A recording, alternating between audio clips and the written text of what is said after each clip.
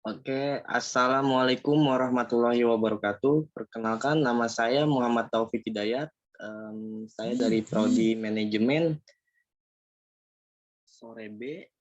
Ingin mempresentasikan UTS tentang pengantar akuntansi dan dosen pengampu saya Ibu Desi Arigawati. Langsung saja ke materi tentang siklus akuntansi. Ya. Apa itu siklus akuntansi? Siklus akuntansi adalah suatu proses penyediaan laporan keuangan perusahaan untuk suatu periode waktu tertentu. Siklus ini dimulai dari terjadinya transaksi sampai penyiapan laporan keuangan pada akhir suatu periode. Apabila digambarkan, siklus akuntansi dapat dinyatakan sebagai berikut.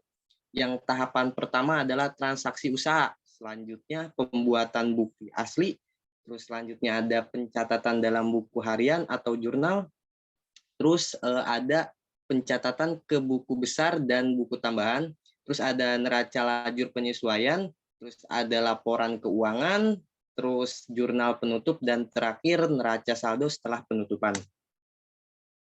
Nah, yang pertama ada transaksi. Transaksi itu adalah transaksi usaha adalah kejadian yang dapat mempengaruhi posisi keuangan dari suatu badan usaha dan juga sebagai hal yang handal atau wajar untuk dicatat. Transaksi ini biasanya dibuktikan dengan adanya dokumen. Sebagai contoh transaksi yang dapat terjadi dalam suatu perusahaan adalah pembayaran rekening telepon bulanan, pembelian barang dagangan secara kredit, pembelian tanah dan gedung, dan lain sebagainya.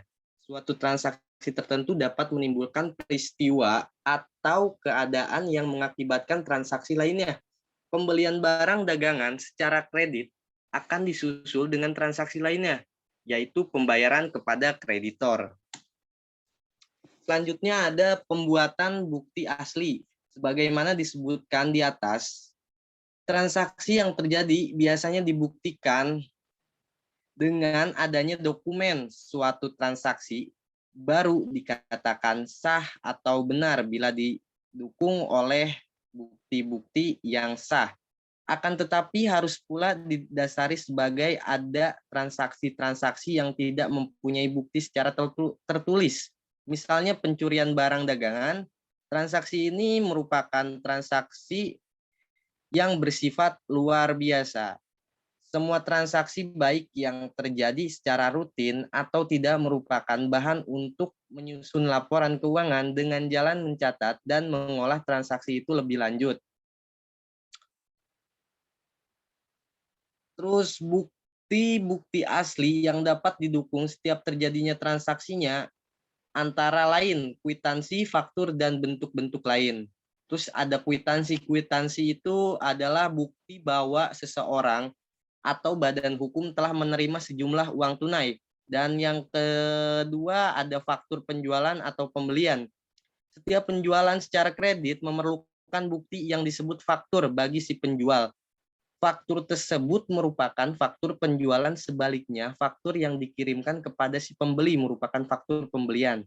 Terus ada bukti-bukti lain, di samping kwitansi dan faktur terdapat bukti lain, misalnya nota dari bank dalam istilah nota bank atau nota kredit, serta bukti pengiriman dan penerimaan barang.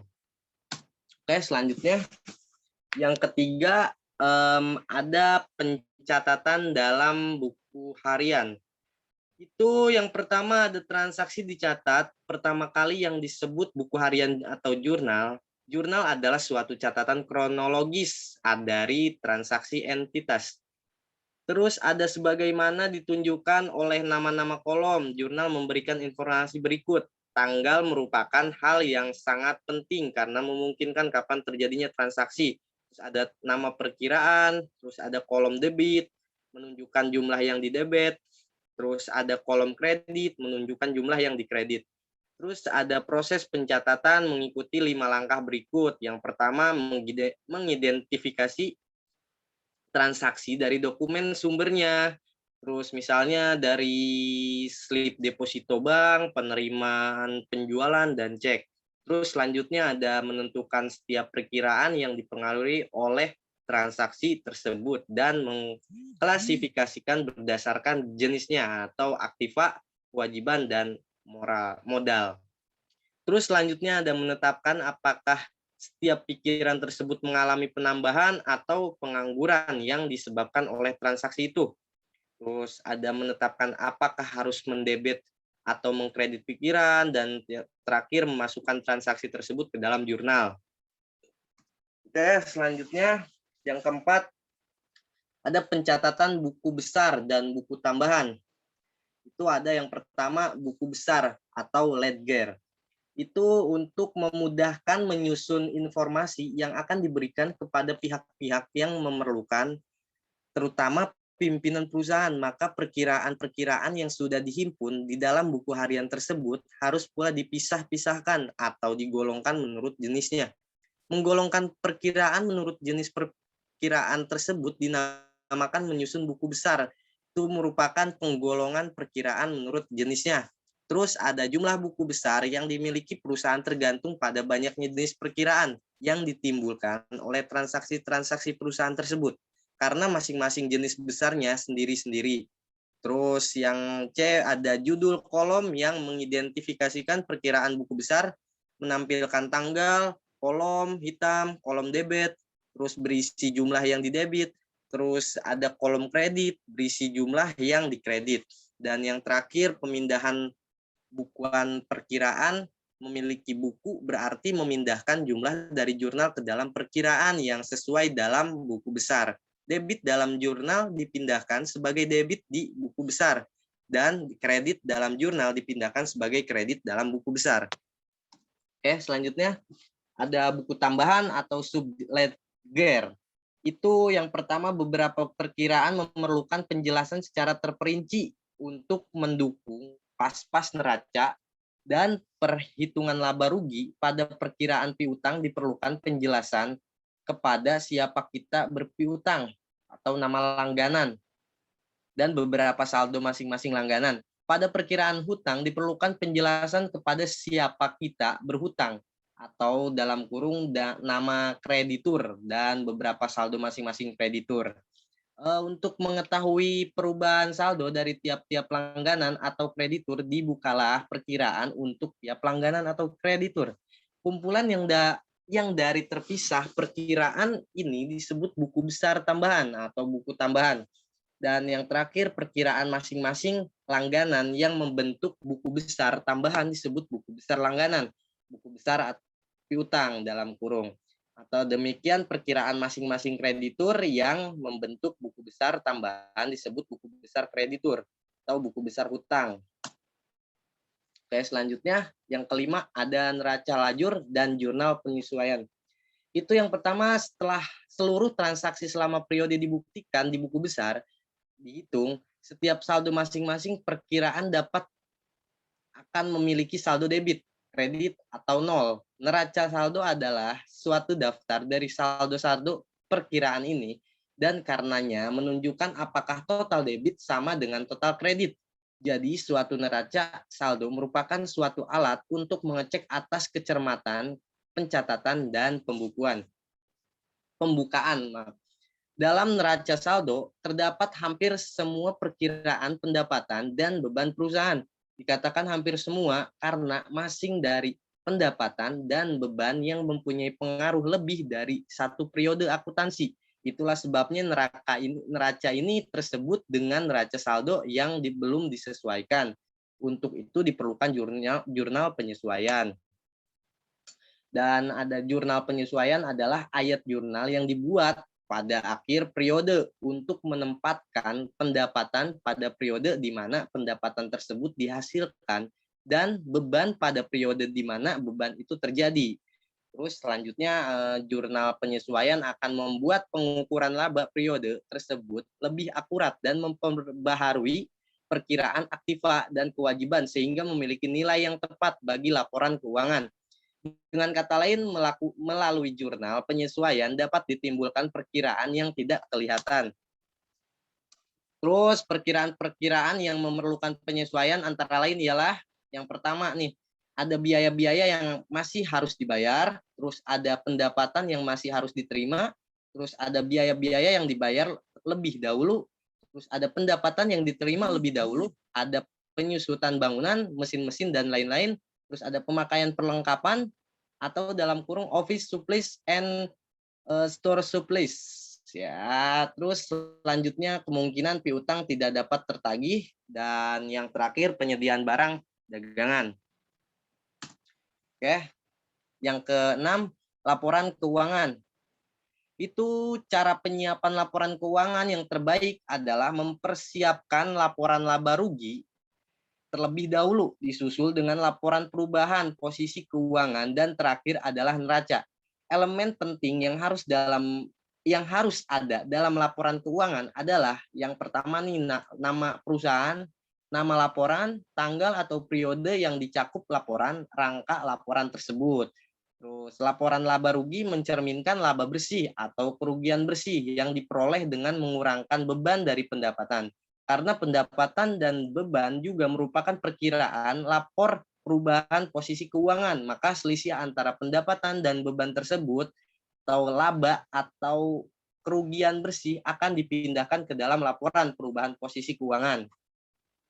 Terus modal adalah dalam neraca, jadi nilai sisa akhir dalam laporan perubahan posisi keuangan akan dipindahkan ke dalam neraca.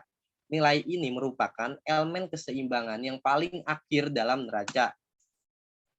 Terus yang ketujuh ada jurnal penutup. Jurnal penutup ialah ayat jurnal yang memindahkan nilai sisa pendapatan beban dan pengambilan pribadi dari masing-masing perkiraan ke dalam perkiraan modal. Terus pendapatan yang akan menambah modal pemilik dan beban serta pengambilan pribadi akan mengurangi modal pemilik. Pada saat ayat penutupan dipindahkan, bukukan, dan dibukukan, maka perkiraan modal akan merayap dampak dari nilai sisa perkiraan sementara tersebut. Walau demikian, pendapatan dan beban akan dipindahkan terlebih dahulu ke dalam perkiraan yang bernama ihtisar laba rugi, yang akan mengumpulkan jumlah total debit dari seluruh jumlah beban dan total kredit dari seluruh jumlah pendapatan pada periode tersebut.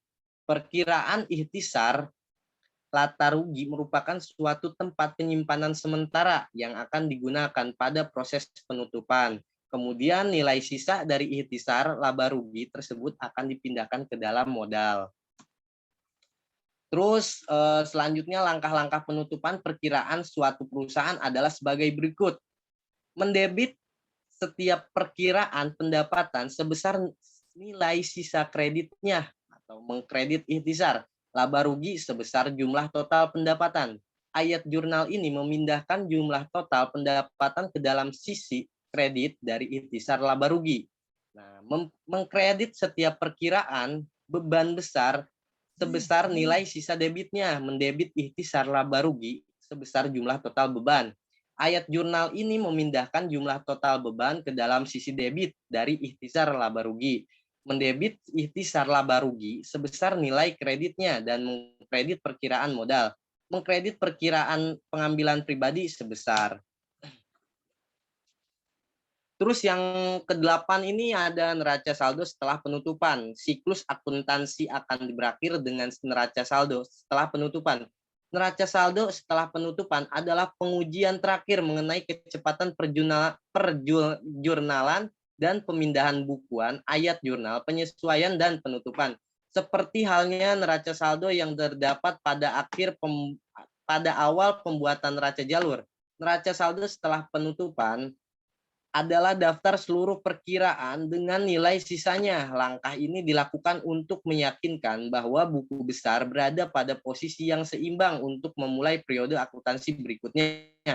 Neraca saldo setelah penutupan diberi tanggal terakhir periode akuntansi di mana laporan tersebut dibuat. Terus isi perkiraan neraca adalah nilai sisa akhir dari daftar permanen, yaitu perkiraan neraca atau aktiva, kewajiban, dan modal. Di dalamnya tidak termasuk perkiraan sementara seperti perkiraan pendapatan, beban, atau pengambilan pribadi karena nilai sisa perkiraan tersebut telah ditutup.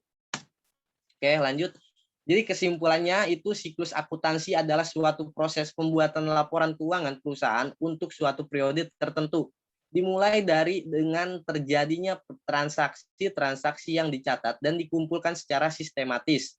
Terus transaksi-transaksi yang beraneka ragam sifatnya umumnya dicatat dalam bukti-bukti formal yang catatan-catatan selanjutnya dari bukti-bukti asli tersebut. Dari bukti-bukti asli tersebut diadakan dalam buku harian jurnal, selanjutnya dipindahkan ke buku besar atau ledger. Pemindahan buku harian ke buku besar merupakan klasifikasi menurut sifat masing-masing transaksi. Dalam perkiraan-perkiraan di samping buku besar terdapat pula tambahan sub-ledger yang memperinci tiap gabungan dalam buku besar. Buku tambahan ini antara lain buku piutang, buku utang, buku persediaan, dan lain-lain.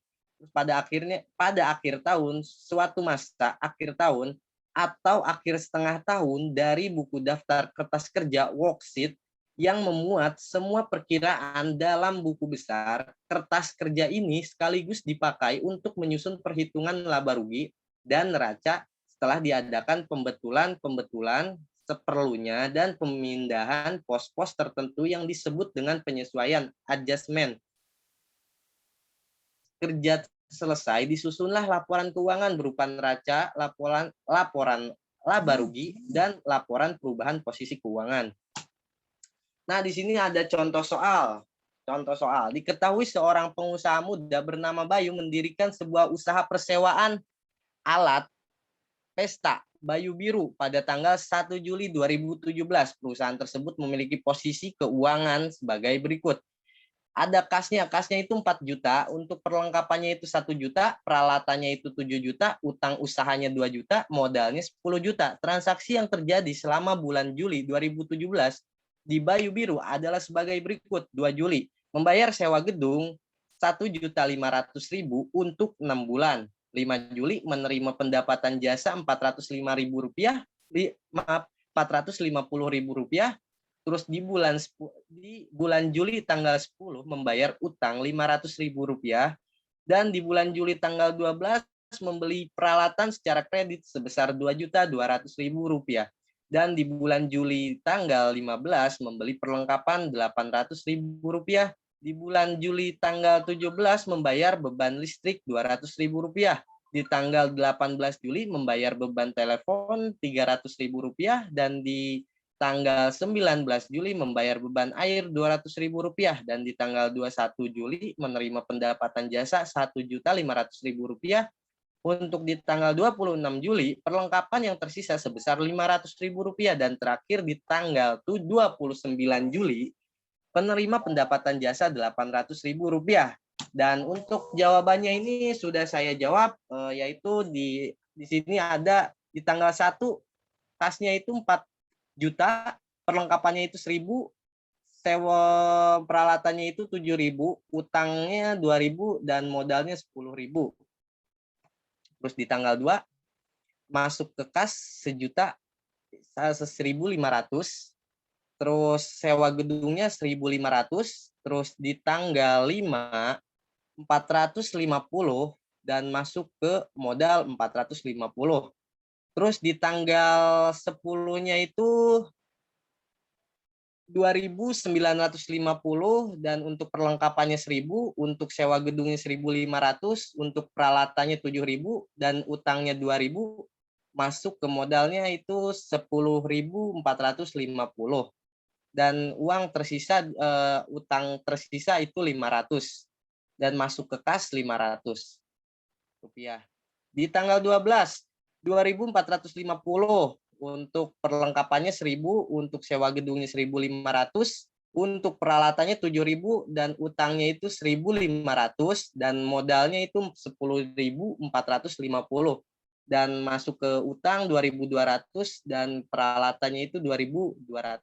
Di tanggal 15 ini ada 2.450, dan perlengkapannya 1.000, untuk sewa gedungnya 1.500, peralatannya 9.200, dan utangnya ini 3.700. Masuk ke modalnya 10.450, dan sisa perlengkapan 800. Di tanggal 17 itu ada 1.650, untuk perlengkapannya 1.800, untuk sewa gedung 1.500, untuk peralatannya 9.200, utangnya ini 3.700 dan masuk ke modal 10.450 dan yang tersisa tinggal 300.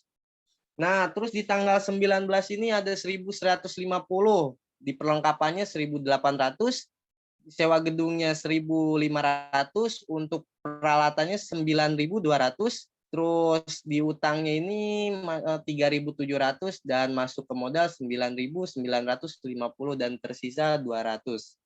Untuk di tanggal 21 ada kasnya ini tinggal 550, terus ke peralatannya 1.800, sewa gedungnya itu 1.500, untuk peralatannya 9.200 dan utangnya 3.700, terus modalnya itu 9.750 dan yang tersisa masuk ke modal kembali itu 1.500. Di tanggal 26 ada di kasnya itu 2.450, untuk masuk peralatannya 1.800, sewa gedungnya 1.500 dan peralatannya ini 9.200 dan utangnya ini 3.700 dan sisa modal utama 11.250 dan yang tersisa 1.300. Nah, di tanggal 29 itu 2000, untuk kasnya itu 2.450, terus peralatannya 500, untuk sewa gedungnya 1.500, untuk peralatannya 9.200, untuk utangnya 3.700, terus masuk ke modal 9.950 dan yang tersisa tinggal 800. Terus sisa kas 3.250, untuk peralatan 500, untuk sewa gedung 1.500, untuk peralatannya 9.200 dan utangnya 3.700, terus masuk ke modal 10.750. Untuk peralatannya balance 14.450 dan modal utamanya 14.450. Sekian saja presentasi dari saya. Mohon maaf bila banyak kesalahan. Billahi taufiq wal hidayah. Wassalamualaikum warahmatullahi wabarakatuh.